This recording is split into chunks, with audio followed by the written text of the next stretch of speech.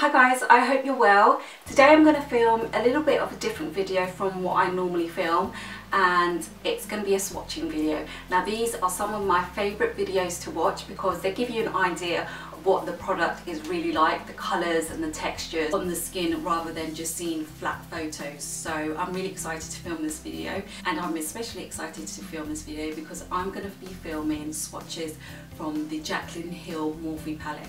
Now I've got to say that I don't actually have the palette, but I've hand selected 9 shades. These are the Morphe eyeshadows, of which 8 of them are from the Jaclyn Hill palette. Now I just bought the individual pans and I bought a Z palette, or a Z palette as you Americans would like to call it. They're actually my favourite from the palette. I actually kind of went through, researched and googled all the swatches, and it was that video where she did that really warm cranberry smoky eye, so you might have already seen that video. It's an amazing look, and for those of you that don't know, these pans are $2, and for the quality you're getting for the $2, it's insane. So that is equivalent to around £1.20, £1.30 over here in the UK, so it's absolutely bonkers. It's so cheap.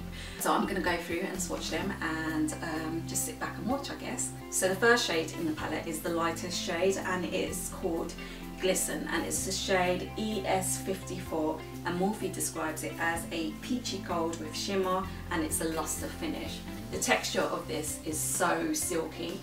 This is a really warm beige colour. I mean, there's like a hint of like a yellow undertone there, but it's not stark, it's really warm. It's got a really nice pearlized finish. I mean, there's no shimmer, there's no sparkle, there's no glitter, it's not matte. It just catches the light in like an almost metallic way, but not as intense as a metallic.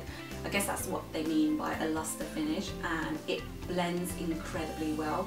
It's one of those shades where you can wear it as an all over the lid colour, or you can use it as a kind of subtle brow bone highlight, or even an inner corner highlight. So the next shade along is called Deep Skin, and it's the code ES13, and Morphe describes it as a soft peach with pearl, and it's a satin finish.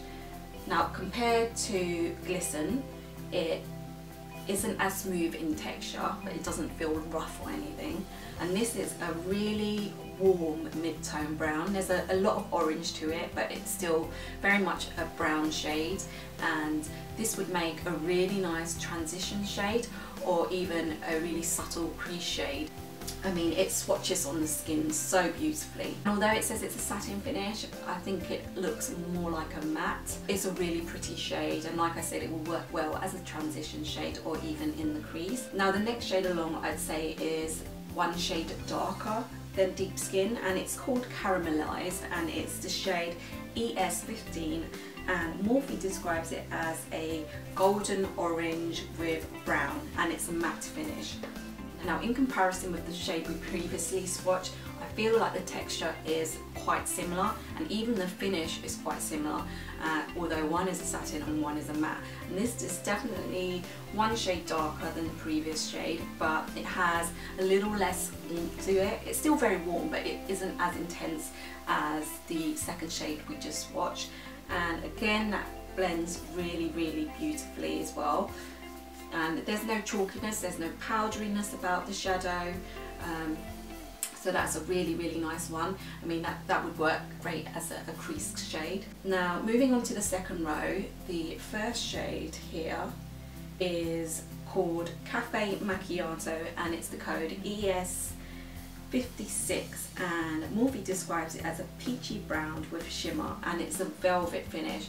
And I have to say, it does feel a teeny bit different from the previous shades that we've swatched. This one's a velvet finish. It isn't as flat as the second and third shades we've just swatched. There is an ever so slight sheen to it, probably not as sheeny as the first shade we swatched. And this again is a very kind of warm brown shade, and I'd say it's quite similar to Deep Skin, which was the second shade in the palette that we swatched, but this one is definitely a lot more orange. This one is definitely a lot more warm compared to the second shade. It's more of, I'd say, a terracotta brown. Okay, the next shadow along has a bit more of a rosy undertone to it, and it's actually called Bridesmaid, and it's the code ES16, and Morphe describes it as a soft muted rosy brown, and it's a satin finish.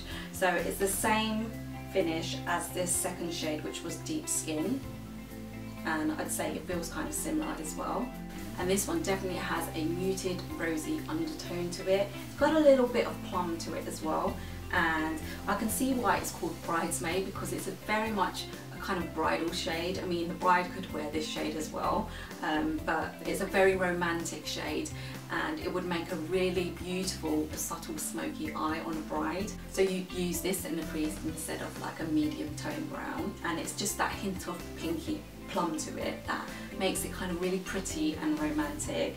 And again, that one blends really nice, and although it says it's a satin finish, it very much appears to be quite matte. Right, next shade along is called Burlesque, and it's the code ES74, and Morphe describes it as a copper, and it's a shimmer finish, and it definitely has a shimmer to it, but it's more like a metallic sheen as opposed to a sparkly finish, and it's absolutely beautiful.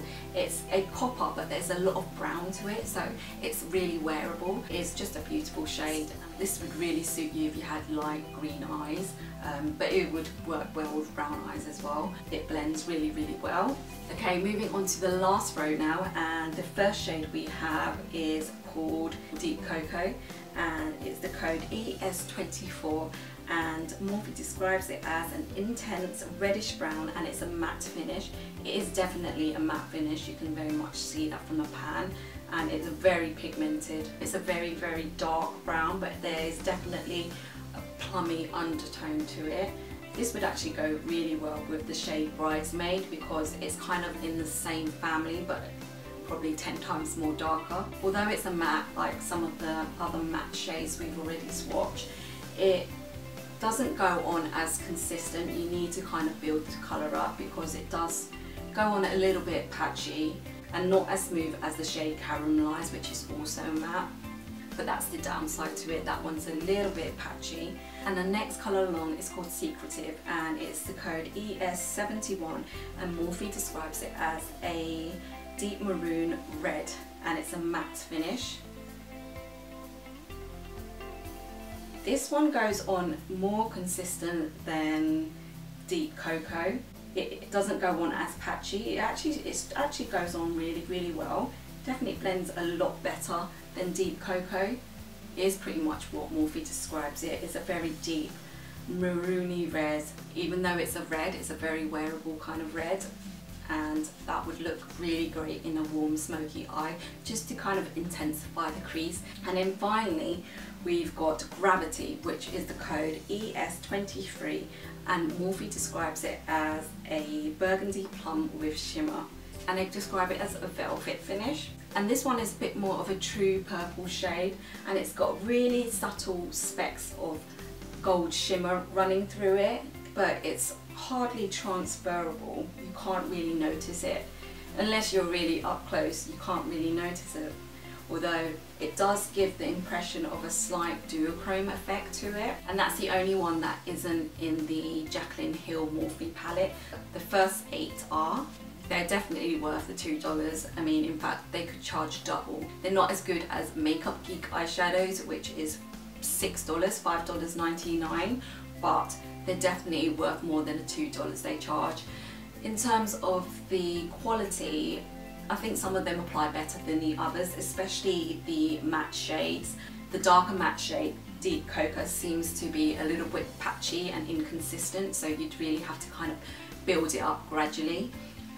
But whereas the other matte shade, which was Caramelized, that blended absolutely beautifully.